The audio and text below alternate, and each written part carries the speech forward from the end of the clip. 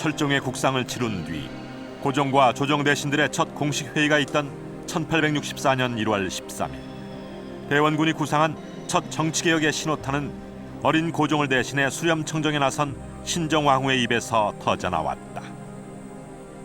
지금까지 비변사에서 국정을 전담해 왔는데 이제부터는 의정부와 나누도록 하시오. 대체 무엇 때문에 공식회의 첫날부터 비변사를 언급하고 나선 것일까? 비변사는 1510년 삼포 외란 이후 국방경비를 담당할 전시 비상기구로 설치됐다. 비변사가 상설기구로 발전한 것은 임진왜란 때다. 그러다 조선 후기에 이르면 행정과 군무를 관장하는 국정 최고 기관으로 바뀌어 있었다. 비변사가 인사권과 재정권까지 장악한 것이다. 어느 세력이 비변사를 장악하느냐에 따라 권력의 향배가 결정됐다. 순조 임금 때부터 60여 년간 안동 김씨와 풍양조 씨 등 세 가문이 비변사의 60%를 차지했다. 그 중에서도 안동 김씨의 영향력은 무소불위로 막강했다.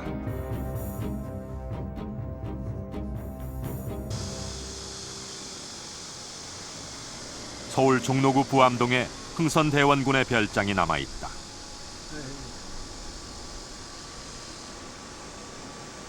흥선대원군의 호를 따서 붙여진 석파정.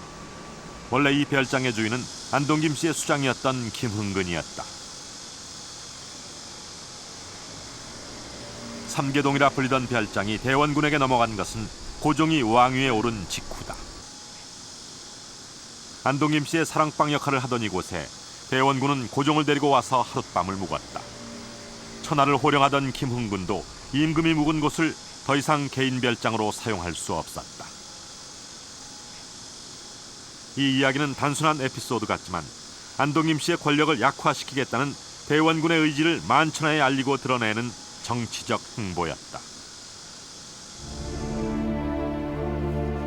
안동 김씨의 세도 정치 영향력이 쉽게 약화되지 않자 대원군은 그 측근들을 제거해 나갔다.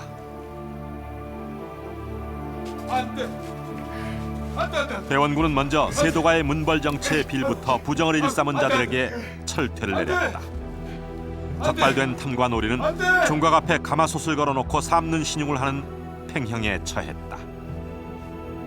이런 소문이 퍼지면서 지방 수령들은 더 이상 부정한 짓을 저지르지 못했다. 부패와의 전쟁은 인사개혁으로 이어졌다. 대원군은 북인과 남인 계열에 속한 인재들의 명단을 적은 북보와 남보를 만들었다. 세도 정치 기간 정치에서 소외됐던 북인과 남인 계열의 인재들을 등용하기 시작한 것이다.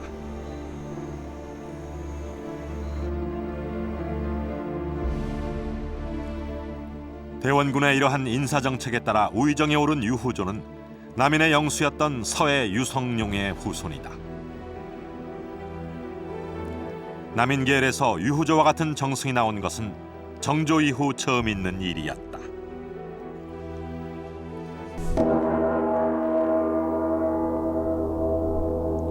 (1866년에는) 평안도에서 과거를 실시했다. 과거에 합격한 평양의 선우업을 발탁해 동부 승지로 임명했다. 서북 출신을 승지로 임명한 경우는 조선 건국 이래 유례가 없었던 일이다. 인사개혁이 어느 정도 마무리돼 가자 흥선대원군은 안동 김씨의 세도 정치에 마지막 쐐기를 박는다. 비변사를 폐지하여 의정부에 합치고 비변사 도장을 녹여서 영원히 없애도록 하시오. 이렇게 해서 세도 정치의 거점이 됐던 비변사는 설치된 지 358년 만에 완전 폐지됐다. 흥선대원군은 비변사를 폐지시켜 소수의 세도 정치 세력이 지배하던 국가기구를 공적 체계로 돌려놓았다. 국방 업무는 삼군부가 관장하고 정치행정은 의정부가 담당하는 정부 시스템. 이는 그동안 누구도 해내지 못한 혁신이었다.